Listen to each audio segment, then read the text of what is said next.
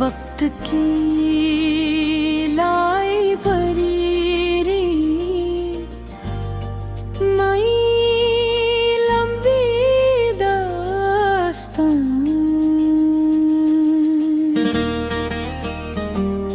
बारिश अभी अभी रखी थी,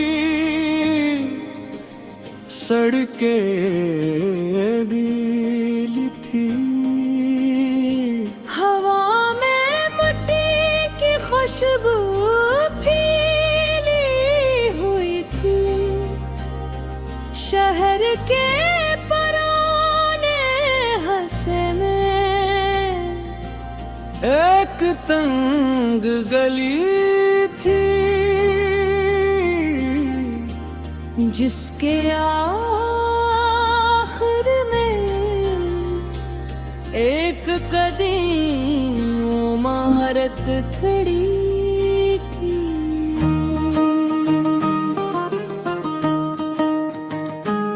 ये इमारत आम नहीं लगती थी, उसकी दीवारों पर वक्त के निशानात थे। खिड़कियां लकड़ी की थे, और दरवाजे के ऊपर सुनहरी हरूफ में एक नाम लिखा था। वक्त की लाइब्रेरी।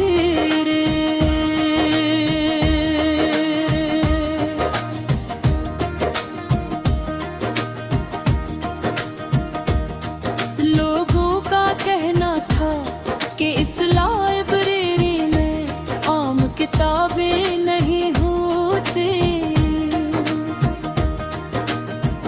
यहाँ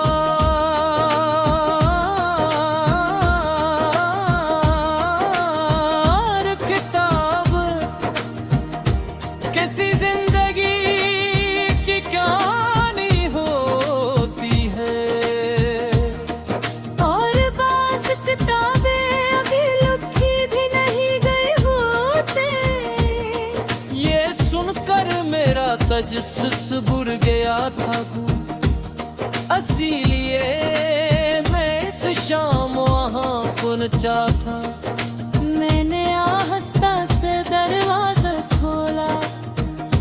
अंदर खामोशी थी, इतनी गहरी खामोशी कि अपनी सांसों की आवाज भी सुनाई दे रही थी।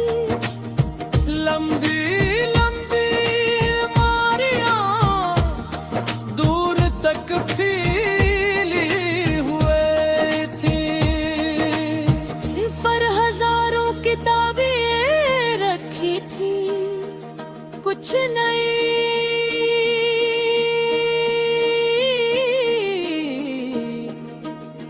कुछ बहुत पुरानी,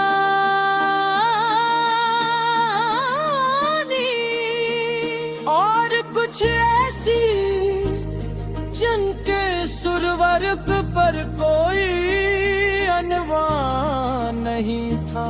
मैं आहिस्ता आहिस्ता आगे बढ़ा। अचानक मुझे एक गोरा शख्स नजर आया। वो एक मेज के पीछे बैठा था, उसके सफेद बाल थे और आंखों में अजीब सी रोशनी। इसने मुस्कुरा कर कहा, खुशामदीद। मैंने पूछा, ये कैसी लाइब्रेरी है? वो बोला, ये वक्त की लाइब्रेरी है। यहाँ हर इंसान की कहानी मौजूद है। मैं हैरान रह गया, उसने एक किताब उठाई और मेरे सामने रख दी।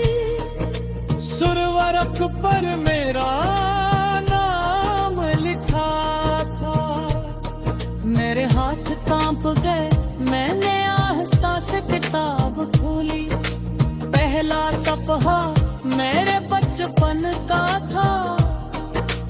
वो ही गलियां, वही ख्वाब, वही मासूम ख्वाहिशें। मैं सफ़हे पलटता गा,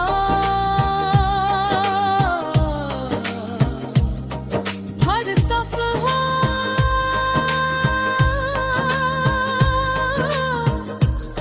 मेरी जिंदगी का एक बाब था। खुशियाँ, नाकामियाँ, दोस्तियाँ, जुदाइयाँ, सब कुछ ऐसा लग रहा था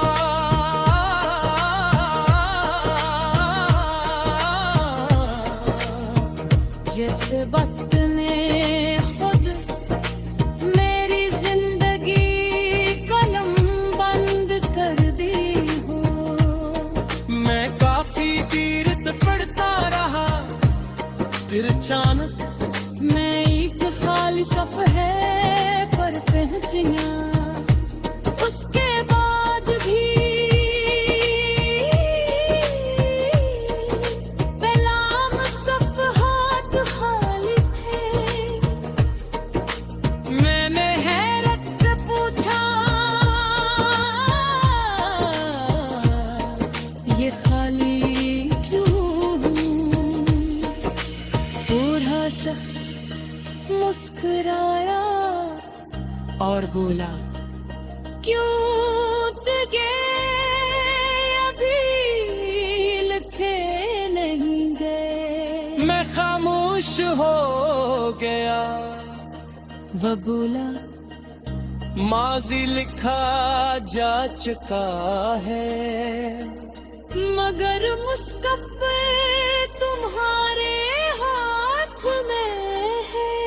ये सुनकर मैं काफी देर सोचता रहा। उन गलतियों को याद करते हैं, अपनी नाकामियों को, और कभी कभी ये भूल जाते